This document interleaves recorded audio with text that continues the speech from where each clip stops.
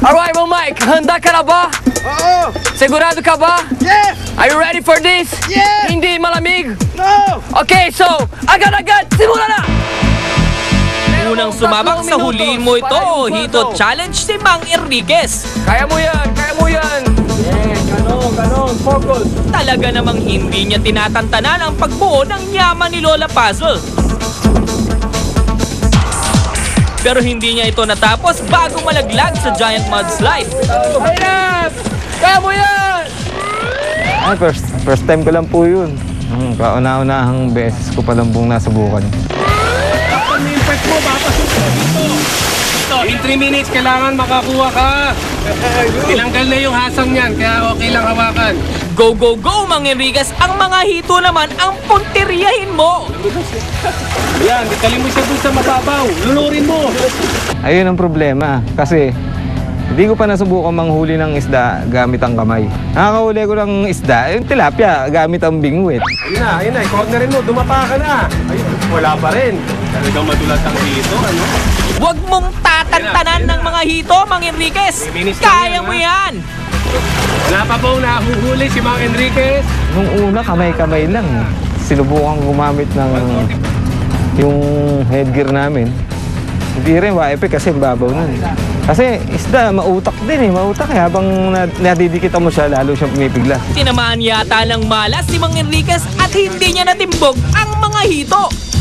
Dahil dyan, 10 points lang ang nakuha niya sa challenge na ito.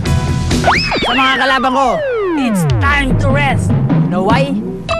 I am the best!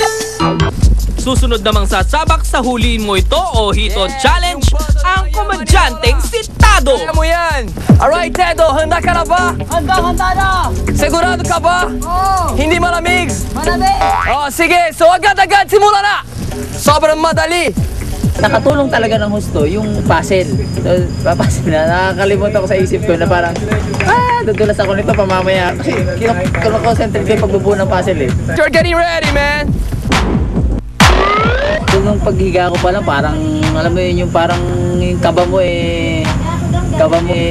ano, hindi ka mawari. Kasi ini-imagine mo na, ng teteng, paano ako babagsak nito? Okay, Tato, you have 3 minutes. Nag-enjoy daw ng konti si Tado sa pag-slide. Mag-enjoy din kaya siya sa pagdakma ng hito? Ano, pwede mong gamitin. Marami kang nakasukbit sa katawan mo. Alam ko na sa sarili ko yung gagawin ko dun sa hito. Hindi naman ako takot sa hito. Kahit na buhaya, pahuli nyo sa akin. Mahuhuli ko yan eh. Baterya na, mahuhugot yung baterya niyan. Yun, tumatalon. Ano yun? Pino-corner na, para sila nagpapatintero. Okay, ayun na, huli na yan. Teknik ni Tado, dinadala sa mababaw. Pino-corner ni Tado. Ang huli talaga. Dami sa Tado. Huli ako ng huli. Tinaray ko talagang manghuli nung hito. Ang problema ko, yung salamin ko pa, natalsikan na ng salamin. So, blurred na rin siya. Yung kulay ng tubig, kakulay na rin ng hito. So, umaasa lang ako sa hito na pag gumalaw siya, saka ako lalapit sa kanya. Habol ako ng habol sa gilid. Nako, wala ka ring nahuling hito, Tado. Dahil dito, tabla lang sila ni Mang Enriquez dahil pareha silang naka 10 points. Yaman ni Lola. Pangatlo namang sasabak ang hot babe na si JC Parker. Alright, JC, ikaw ay yung unang babae to do the challenge. Matakot ka ba? Si JC na kaya ang makakahuli ng hito? Abangan yan sa pagbabalik ng Ang Yaman ni Lola.